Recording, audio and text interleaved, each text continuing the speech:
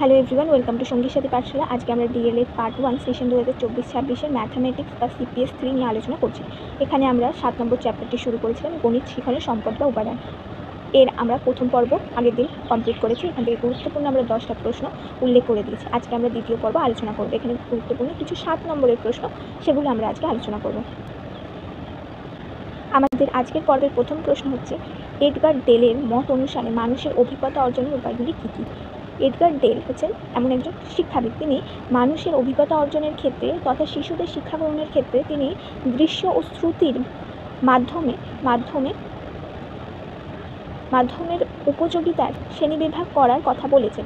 কারণ মানুষের অভিজ্ঞতা অর্জিত উপায়ের মধ্যে দিয়ে প্রথম, সরাসরি কাজ করার সময় প্রত্যক্ষ সংবেদনমূলক সংযোগের মাধ্যমে। যখন আমরা কোনো কিছু সরাসরিভাবে করছি তাহলে সেই বিষয়টি সম্পর্কে আমরা অতি সহজে বুঝতে পারি বা সেই বিষয়ে আমাদের অভিজ্ঞতা তৈরি হয়।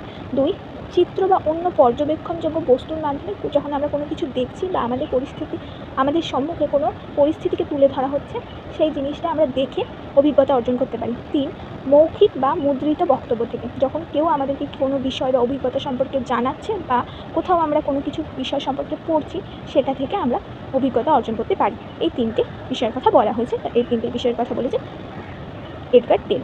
12 নম্বর প্রশ্ন, এডগার ডেলের মতে শিক্ষণের প্রধান উপকরণগুলি কী কী? এগুলি সম্পর্কে লেখো। এডগার ডেলের মতে শিক্ষণের প্রধান উপকরণগুলি হলো 1, মৌখিক চিহ্নসমূহ, অর্থাৎ আমাদের পড়ানোর সময় শিক্ষক শিক্ষিকা আমাদের মুখে যে সমস্ত কথা বলছেন। দৃশ্য, কোনো কিছু দৃশ্য আমাদের দেখালে সেটা। বেতার বা স্থির চিত্র, বেতার বলতে আমাদের রেডিও, যেটা আমরা শুনছি, শুনে কিছু একটা বিষয় সম্পর্কে জানছি। স্থির চিত্র অর্থাৎ কোনো একটি ছবি, চলমান চিত্র বা ভিডিও, প্রদর্শনশালার বস্তুসমূহ। আমরা কখনো যদি মিউজিয়ামে যাই বা কোথাও প্রদর্শনীতে যাই, সেখানে আমরা বিভিন্ন বস্তুগুলি দেখি, সেখান থেকেও কিছু জানতে পারি, শিখতে পারি, সেটা আমাদের শিক্ষা উপকরণের মধ্যে পড়ছে। শিক্ষামূলক ভ্রমণ, কোথাও যদি আমরা বেড়াতে চাই সেখানকার পরিস্থিতি, প্রকৃতি, পরিবেশ, কী ভালো পাওয়া যায়, কী বিশেষত্ব আছে, সেগুলোও জানতে পারি।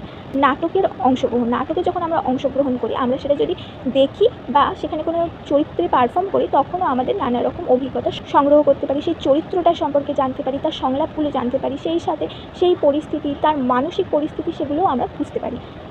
3 হচ্ছে গৌণ অভিজ্ঞতা, কোনো একটি পরিস্থিতির মধ্যে আমরা রয়েছি, এই যে নাটক যখন চলছে, সেই নাটকে যখন আমরা নাটকটা দেখছি, সেটা হচ্ছে গৌণ অভিজ্ঞতা, যে আমরা সেই বিষয়ে অংশ নই, কিন্তু সেই বিষয়ের অংশ হওয়ার চেষ্টা করছি বা সেই বিষয়টিকে বোঝার চেষ্টা করছি।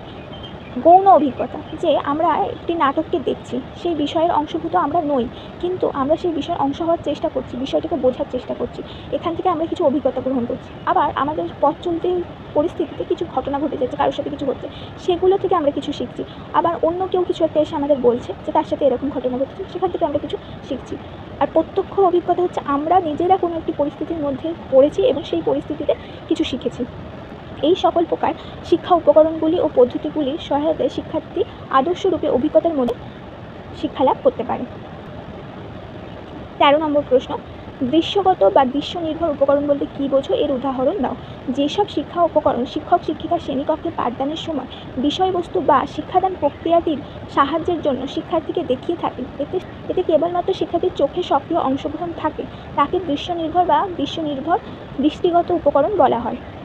উদাহরণ হিসাবে আমরা ব্ল্যাকবোর্ড, চার্ট, কোনো কিছু মডেল, স্লাইড, ডায়াগ্রাম, ম্যাপ, ছবি, ফ্ল্যাশ কার্ড, পকেট কার্ড, বই ইত্যাদির কথা বলতে পারি, যেগুলো আমরা চোখের সামনে দেখছি এবং চোখ দিয়ে আমরা সেই জিনিসটাকে ভালো করে দেখে বোঝার চেষ্টা করছি, তার প্রতিকল্প তৈরি করার চেষ্টা করছি। 14 নম্বর প্রশ্ন, শ্রবণ নির্ভর বা শ্রুতি নির্ভর উপকরণ বা শ্রাব্য উপকরণ বলতে কী বোঝো?